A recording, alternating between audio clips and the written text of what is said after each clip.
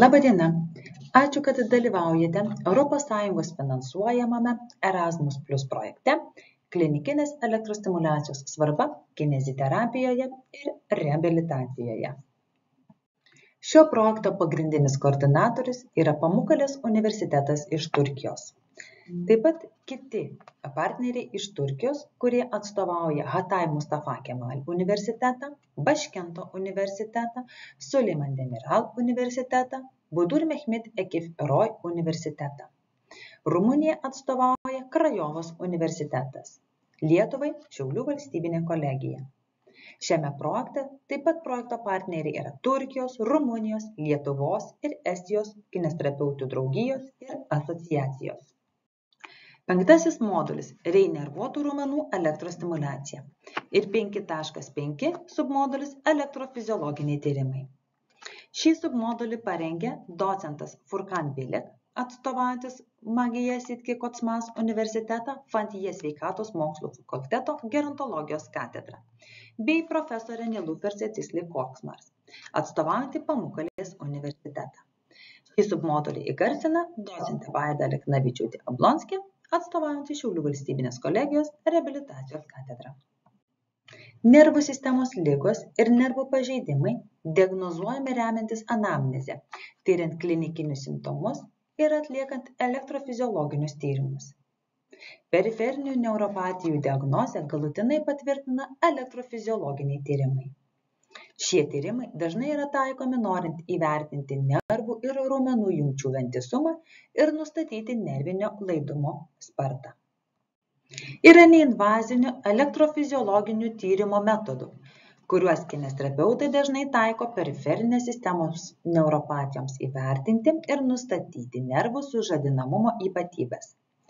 Neinvaziniai elektrofiziologiniai tyrimo metodai yra jėgos ir trukmės kreivė, faradinis sužadinamumo tyrimas, pripratimo koeficientas, reobazė, chronaksija. Kadangi šie metodai yra neinvaziniai, pacientai juos toleruoja daug lengviau. Kiti neinvazinių elektrofiziologinių tyrimų privalumai yra tie, kad jie yra dažniau taikoma klinikose, jų kaina nedidelė ir jais galima nustatyti periferinio nervo motorinio sužadinamumo slenksčius. Mokslininkai nustatė, kad apjungtas neinvazinių metodų įvertinimas parodė 100% jautrumo adatiniai elektromiografijai, ūminėje stadijoje esant visiškai denervacijai rezultatą ir 86% jautrumo rezultatą poūmėje stadijoje esant daliniai denervacijai. Yra platus neinvazinių elektrofiziologinių tyrimų taikymas kineziterapijos ir reabilitacijos klinikose, nes nesunku nustatyti periferinių nervų pažeidimus, galimybę objektyviai įvertinti, degeneracijos išplitimo ir nervo regeneracijos bei raumenų denervacijos ir reinervacijos nustatymas yra puikus. Šiame skyriuje toliau bus aiškinami elektrofiziologinių tyrimų metodai. Denervavimas. Neuropraksija – tai lengviausia periferinių nervų pažeidimo forma. Tokio lygio sužeidimo gydymo prognozė būna gera, dažniausiu atveju chirurginio gydymo neprireikia. Aksonotmezė yra antros stadijos sužeidimas, kliniškai pasireiškiantis kaip aksono pažeidimas. Tačiau nervą supantis jungiamojo audinio sluoksniai būna daugiau mažiau išlikę. Pagyti galima kelių mėnesių bėgyje be jokios chirurginės intervencijos. Trečiosios stadijos aksonometrijos sužeidimai reikalauja intensyvesnio gydymo negu antrosios pakopos. Atsistatymą šiame lygyje lemia aksonų gebėjimas nusidriekti toliau pažeidimo vietos ir pasiekti endoneurinius vamzdelius. Ketvirtoje nervų pažeidimo stadijoje aksono vientisumas pažeidžiamas, nepažeidžiamas tik epineurumas. Nervo surandėjimas nebeleidžia nerviniams skaiduloms prisijungti. Šiuo atveju gydymo prognozė yra prasta. Pirmoje lentelėje matote Sedono ir Sutherlando periferinių nervų pažeidimo klasifikaciją. Sedono klasifikacija neuropraksija, Sutherlando klasifikacija pirma stadija. Tai yra periferinių nervų pažeidimo histologiniams savybėms būdinga pažeista mielino danga, anatominis nykimas, bet nervas fiziologiškai nepakitęs. Ir anatominis pažeidimas – židininė segmentinė pažeida, pažeista mielino danga, aksonas nepažeistas. Aksonotmezėje pagal Sedono klasifikaciją Sutherlando yra antra, trečia ir ketvirta stadijos. Antrojoje stadijoje aksonas išlieka pažeistas, endeneurumas, perineurumas ir epineurumas lieka nepažeisti ir anatominis pažeidimas apima tik aksoną. Trečiojoje stadijoje aksonas ir endeneurumas pažeisti, perineurumas ir epineurumas nepažeisti. Taigi atominis pažeidimo modelis apima mieliną, aksoną ir endeneurumą. Ketvirtosios stadijos aksonotmezės metu aksonas, endeneurumas ir perineurumas pažeisti, o epineurumas lieka nepažeisti. Ir anatominis pažeidimas apima aksoną, mieliną, endeneurumą ir perineurumą. Pagal Sedono klasifikaciją neurotmezė Sutherlando klasifikacijoje yra 5-6 stadija. Taigi, 5 stadija apima tai, kad pažeistas aksonas ir pažeisti visi nervą supančio jungiamojo audinio sluoksniai. Anatominis pažeidimas apima aksoną, mieliną, endoneurumą, perineurumą ir epineurumą. 6 stadijoje Makino klasifikacija visos struktūros yra skirtingai paveiktos ir gydymas yra labai sudėtingas. Neurotmezės sužeidimo atveju pagydyti be chirurginės intervencijos yra neįmanoma. Ir lentelėje pateikiami svarbus kriterijai degeneracinių pokyčių gydymo prognozei. Atsistatymas yra tikėtinas per 6 savaites, jeigu degeneraciniai pokyčiai yra daliniai. Atsistatymas tikėtinas per 6 savaitės, jeigu įvyko visiška degeneracija. Ir jeigu degeneracija yra galutinė, atsistatymas nenumatomas artimiausius 1 arba 2 metus, arba tai jau yra nebeįmanoma. Faradinė srovė. Faradinė srovė generuoja impulsus, kurių trukmė yra nuo 0,1 iki 1 milisekundės, o dažnis 50–100 Hz. Šie impulsai sukelia tetaninius įnervuotų raumenų susitraukimus, tačiau dėl trumpos stimuliavimo faradinės srovės prietaisų trukmės iššaukti denervuotų raumenų atsaką neįmanoma arba labai sudėtinga. Bet naudojant modernę įrangą, tokių parametrų dirgikliai gali iššaukti didesnį denervuotų raumenų atsaką ir generuoti pacientui geriau pakenčiamą srovę palyginti su senąja įranga. Pertraukiama nuolatinė srovė naudojama apie 100 milisekundžių trukmės impulsais, kurie įprastai kartojami 20 kartų per minutę.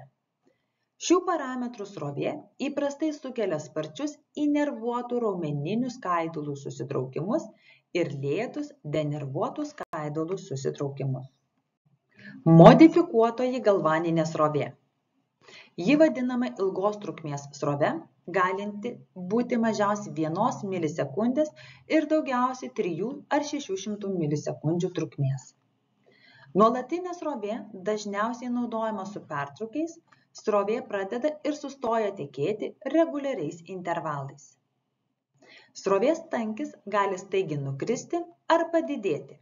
Srovė gali būti stačiakampė, panaši į dantytą pjūklą, trikampė ar trapecinė. Impulsas, kai srovė palaipsniui didėja, dažnai vadinamas selektyviuoju, nes denervuoto raumens susitraukimą dažnai galima sukelti srovės tankiu, kurio nepakanka motoriniam nervui stimuliuoti. Dažnai naudojamas 100 milisekundės trukmės impulsas, kuriam reikia 30 Hz dažnio, bet ilginant impulsą, jo dažnį reikia mažinti. Siekiant išvengti nudegimų pavojaus, reikia naudoti kryptį keičiančią srovę. Tai yra depolarizuojantis odos dirginimą mažinantis impulsai. Degeneracijos sukeltų pokyčių reakcija. Degeneracijos sukeltiems pokyčiams įvertinti naudojama tiek galvaninė, tiek faradinė srovės. Dalinė degeneracijos reakcija, tai yra nervo atsakas į faradinę srovę slopsta, prireikia daugiau srovės. Nervai bei raumenys į galvaninę srovę atsako normaliai. Jei yra visiška degeneracija, tai yra neįmanoma gauti nervo atsako į faradinę srovę, nervai bei raumenys į modifikuotąją galvaninę srovę atsako normaliai. Pirmasis 7-21 dienas. Ir galutinė degeneracijos reakcija, tai yra neįmanoma gauti nervo atsako tiek į faradinę, tiek į galvaninę srovę. Raumens atsakas į modifikuotąją galvaninę srovę yra pavėluotas. Faradinis sužadinamumo tyrimas. Faradinio sužadinamumo tyrimas atliekamas naudojant faradinę srovę, kuomet yra asimetriniai dvifaziai apie 50 Hz dažnio impulsai. Faradinės srovės impulsai įprastai trunka 1 milisekundę. Tiek užtenka visiems įnervuotiems skeleto raumenims susitraukti. Tetaniniai susitraukimai neįvyksta, nes srovė su pertraukimais laikoma 25 kartus 60 sekundžių intervale. Tad jeigu raumenys susitraukia stimuliuojant faradinę srovę, manoma, kad tai denervuotų raumenų reinervacijos ženklas. Kuo yra žemesnis slenkstis, tuo geresnė raumens inervacija. Faradinio sužadinamumo tyrimo metu pirmą reikėtų elektrostimuliaciją taikyti sveikajai pusiai, o tik po to sužeistai. Po palyginimo nustatomas sužadinamumo tipas. Jei yra hipersužadinimas, būdinga degeneracija. Jei yra hiposužadinimas, yra būdinga regeneracija, o nesužadinimas visiška degeneracija. Reobazė ir chronaksija. Reobazė lygi mažiausiam 1000 milisekundžių stačiakampių bangų impulso intensyvumui, kuris sužadinamame audinyje sukelia mažiausią pastebimą susitraukimą. Taikomo trukmė taip pat paveikia slenksčio vertę. Trumpinant srovės taikymo laiką, didėja slenkstinis dirginimo srovės tankis. Reobazė tai mažiausias srovės intensyvumas, kurio reikia ilgai stimuliuojant sukelti atsaką. Kitaip sakant, reobazė yra stimuliavimo intensyvumas, kurio reikia ilgą laiką stimuliuojant nervinę skaidulą slenkstiniai dirginimo vertei pasiekti. Normali reobazės vertė būna nuo 2 iki 8 mA. Skirtingų raumenų grupių normali reobazės vertė skiriasi. Denervuotų raumenų reobazė gali būti mažesnė už įnervuotų raumenų ir dažnai padidėja, kai raumuo yra įnervuojamas. Chronaksija – tai trumpiausio impulso sukeliančio atsaką į dvigubai už reobazę didesnę srovę trukmė. Kai naudojamas pertraukiamas įtampos stimuliatorius, įnervuoto raumens chronaksija būna žymiai mažesnė už įnervuoto raumens. Pirmoji būna 1 milisekundė mažesnė už pastarąją. Reobazė ir chronaksija apibūdina nervų aksonų sužadinamumą, žemos chronaksijos vertės skaidulos yra labai gerai sužadinamos. Vidutinė visiškai sveiko įnervuoto raumens chronaksija stimuliuojant impulsinę srovę lygi 0,4 milisekundėm. Raumenį denervavus chronaksija pakyla virš 1 milisekundės. Amžius, temperatūra, poodinis adipozės audinys, odos laidumas, edema, nuovargis, reinervacija ir arba visiška arba dalinė denervacija būtų pavyzdžiai veiksnių lemiančių reobazės ir chronaksijos vertes. Teigiama, kad trumpos impulso trukmės dirgikliai pacientų būna geriau toleruojami negu ilgos trukmės impulsai. Todėl manoma, kad slenkstinę vertę greičiausiai ir patogiausia pasiekti stimuliuojant stačiakampėmis bangomis. Pripratimo koeficientas. Pripratimo koeficientas naudojamas raumenų gebėjimui priprasti prie palaipsniui stiprėjančių trikampių bangų dirgiklių apskaičiuoti. Pripratimo koeficientui nustatyti reikia 1000 milisekundės intensyvumo trikampio formos impulsų srovės bei pripratimo slenksčio vertės, kuri lygi mažiausiai reobazės vertei. Norminė nervų ir raumenų sistemos sužadinamumo vertė būna nuo 3 iki 6 balų. Mažiau nei 3 balai reiškia sumažėjusi pripratimą, iki tol priprasti nebeįmanoma. o daugiau nei 6 reiškia padidėjusį pripratimą. Jėgos ir trukmės kreivė. Jėgos ir trukmės kreivė parodo dirgiklio pakitimo stiprumo ir dirgiklio trukmės santykį. Norint atvaizduoti šią kreivę, reikia stimuliuoti raumenis pastovios trukmės impulso srove motorinėme taške ir užrašyti srovės galią miliamperais, reikalingas slenkstiniam raumens susitraukimui sukelti. Tai reikia padaryti praėjus 21 dienai po pažeidimo. Atliekant testą, stimuliuojamos srovės trukmė turėtų būti nuo 0,01 iki 300 milisekundžių. Jėgos ir trukmės krypties koeficientas parodo aksonų sužadinamumą, vientisumą, kiekybę ir kokybę. Jėgos ir trukmės kreivės yra pateiktos A, B ir C paveikslėliuose. Jeigu aksono sužadinamumas didesnis, kreivė krypsta kairėn. Žiūrėti į B paveikslėlį. Tai reiškia, kad mažesniu intensyvumu galima iššaukti tokį pat atsaką. Jeigu kreivė krypsta dešinėn, žiūrėti į C paveikslėlį, daroma išvada, kad aksoną galima stimuliuoti intensyviau. Tetaninio susitraukimo pavyzdys.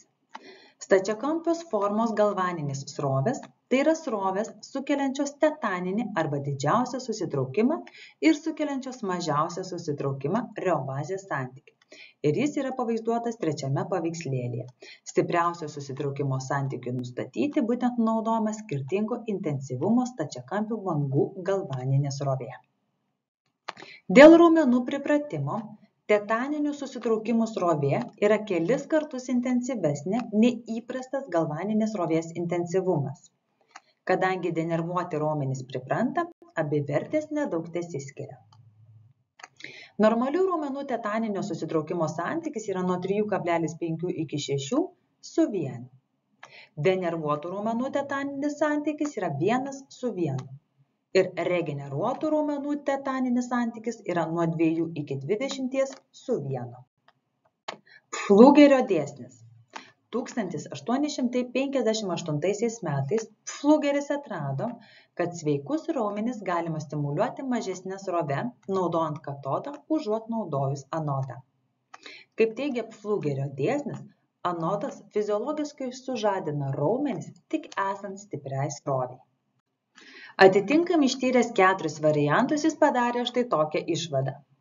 Kad susitraukimas užsidaręs srovei su katodu, ką reiškia uždarius elektros grandinę, raumenys susitraukia ties katodu, yra silpnesnis nei susitraukimas atsidarius srovei ties anodu, ką reiškia uždarius elektros grandinę, raumenys susitraukia ties anodu.